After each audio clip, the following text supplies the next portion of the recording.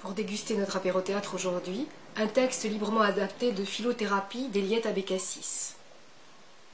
Un amour peut commencer et finir par un SMS. Une relation entière peut basculer sur un seul message. Le texto est un art délicat. Il faut savoir tout dire en quelques mots, mais pas trop. Juste assez pour donner envie de poursuivre.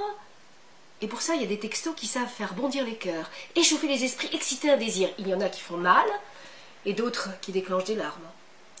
Tout peut commencer par un SMS lorsque par facilité on s'écrit enfin tout ce que l'on n'osait pas dire.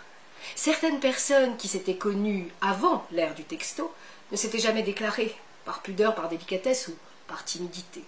Et tout d'un coup, leur relation a évolué sur un « merci pour ce charmant déjeuner » suivi de « et si on se revoyait bientôt ?» Quand, puis ce soir. Impossible à dire, à écrire, mais si simple par texto. Il s'agit de trouver le mot juste. Et comme dans un couloir sombre, avancer à tâtons en attendant de voir ce que l'autre répond.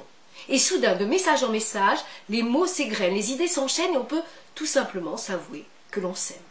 Certains dîners un peu tendus, qui parlent de tout et de rien sans oser aller plus loin, sont suivis d'un « tu étais très en forme ce soir », puis d'un « et toi, particulièrement belle », ou bien « et si on se tutoyait ?» Et si on se revoyait? Il y eut des « dînons ensemble jeudi » dont la réponse fut « ah, jeudi je suis à Londres » et qui se conclurent par « là c'est très classe, hein. Dînons à Londres ». Il y a des textos qui sont des événements en soi. Par texto, on peut tout faire, tout dire, tout est permis. Même si tout est retenu et gravé dans la toile. On peut rompre, même si ce n'est pas très élégant. Hein. On peut renouer une relation interrompue, on peut exposer ses sentiments, ses désirs, ses peurs, ses craintes, ses espoirs. Certains textos s'ouvrent comme une fleur, la main tremblante, le cœur palpitant. D'autres s'avancent tels des guerriers au combat. Certains se font attendre et désirer, d'autres surviennent un peu trop vite. D'autres encore n'arrivent jamais. Il y a toutes sortes de textos. Les sadiques.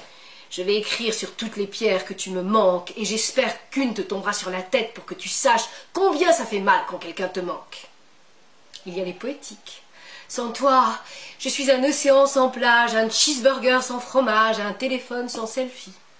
Ou bien il y a ceux qui laissent perplexe. Si tu gardes ce SMS, c'est que tu m'aimes. Si tu l'effaces, c'est que tu m'adores. Si tu l'ignores, c'est que tu préfères me voir. Et maintenant, que vas-tu faire ?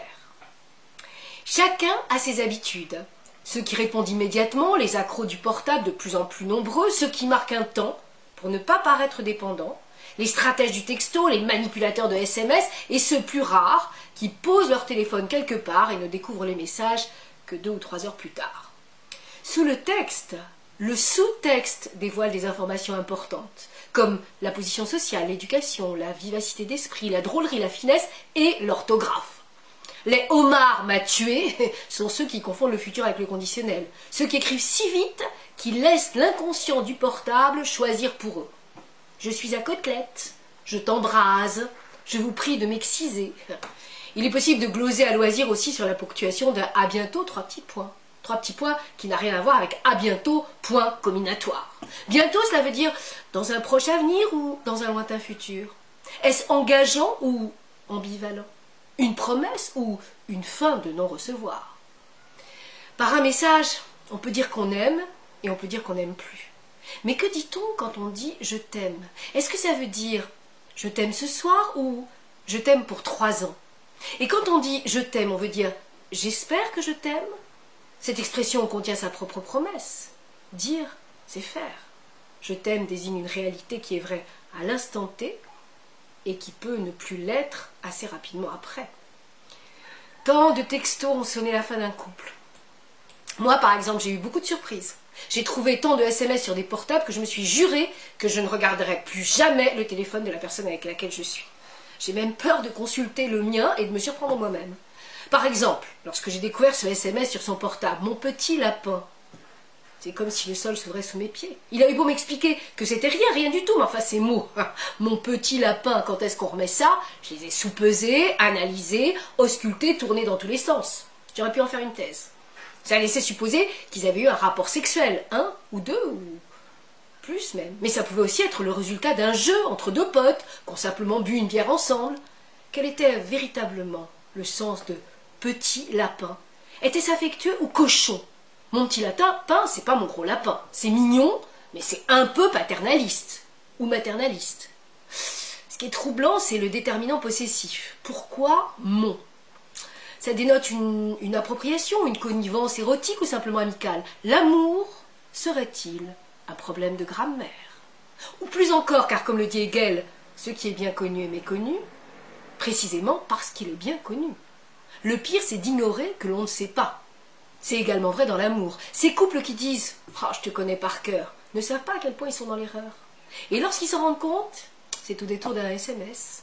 On comprend alors qu'on ne connaît rien de l'autre. On découvre que l'autre est un autre, que celui ou celle qu'on croyait bien connaître a une vie, des sentiments, peut-être une sexualité ailleurs.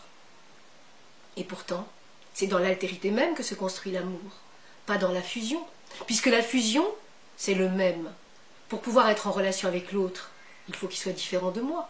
Et la désillusion, la déception amoureuse consiste précisément dans la découverte de l'autre en tant qu'autre, par SMS, sur son portable, à lui ou à elle.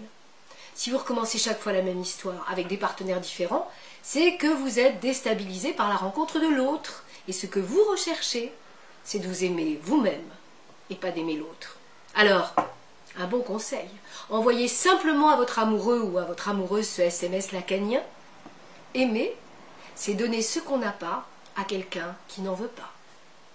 À votre santé. Cheers. L'chaim.